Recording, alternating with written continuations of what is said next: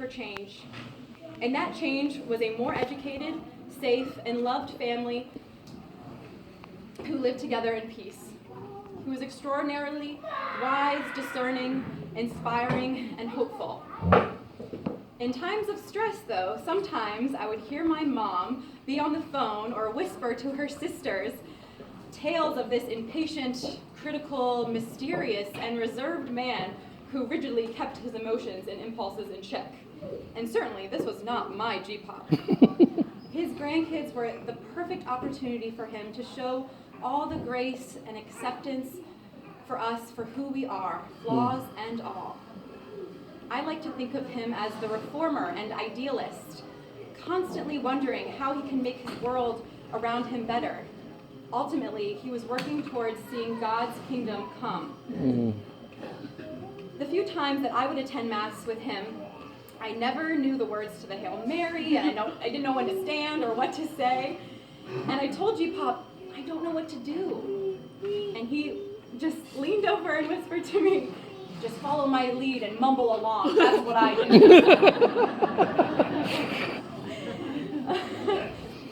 G-Pop wanted to get to know the grandkids, each of us personally.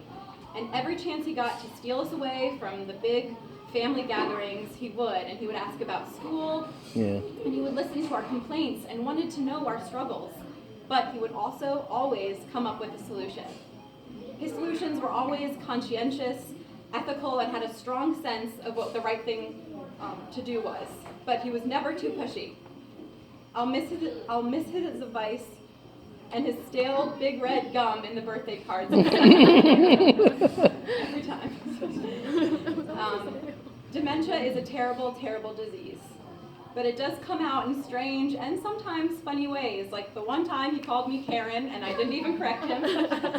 And I laughed the one time that he looked at me suspiciously and asked, "Are you Italian?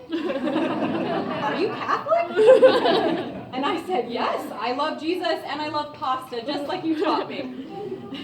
And it's those moments that made his dementia easier for me and for everyone. Over the last 3 years, I was with G-Pop quite often. I would visit on my own many times, and I would check him into hospitals, and I probably cried on every third-room floor on the Charles County Hospital. With my high interest in the medical field and also my knowledge of dementia, I would talk to his doctors and nurses with authority. And my role would sometimes blur into caretaker, and sometimes I thought of myself that way because it made it easier to see him in all of those hospital beds. However, my mom always reminded me that I was his granddaughter first and foremost, and that's all I ever had to be.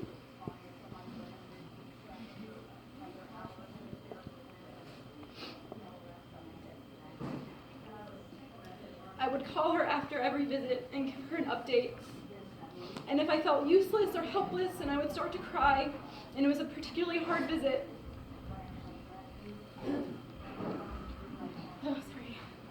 she would constantly say, "Kim, just your presence is enough."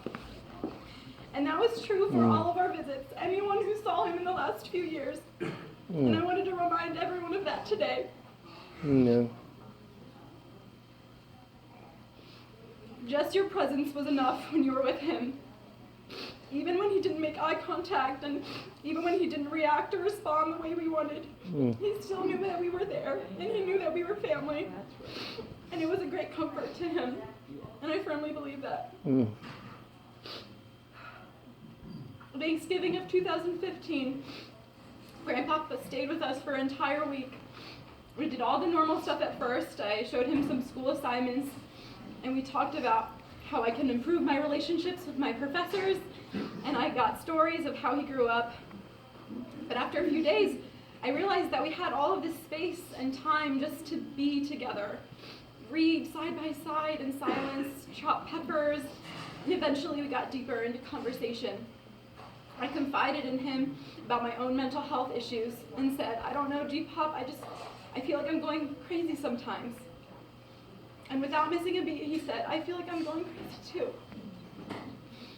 He revealed himself as a full, complex human, not just my perfect and strong G-Pop, who kills snakes for me by holding him by the head and just throwing him. It was crazy. He did that. He just picked him up and just. Yeah, that was my. But those moments were very special for me. And he shared that he was scared and confused. And it was that day that I decided that I would see him through his cognitive decline and make sure that I was there with him through the fear and confusion. I'm so grateful that I got to see him through the very end. And that last week of hospice was heartbreaking and beautiful and sad and joyful all at the same time. And what an honor it was to help in such a small way to take care of the man who took care of everyone else. Through the lessons he taught, the values he instilled, and the love he showed, God's kingdom is closer than ever. Amen.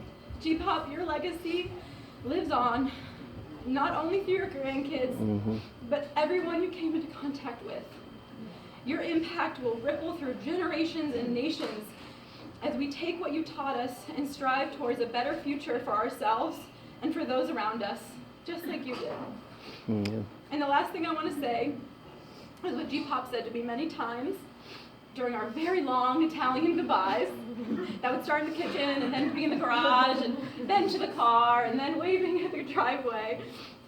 But he would say to me, and this is what I want to say to all the grandkids, Armstrongs, Zangla, everyone. I love you. I'm so proud of you. Save your money and stay in school.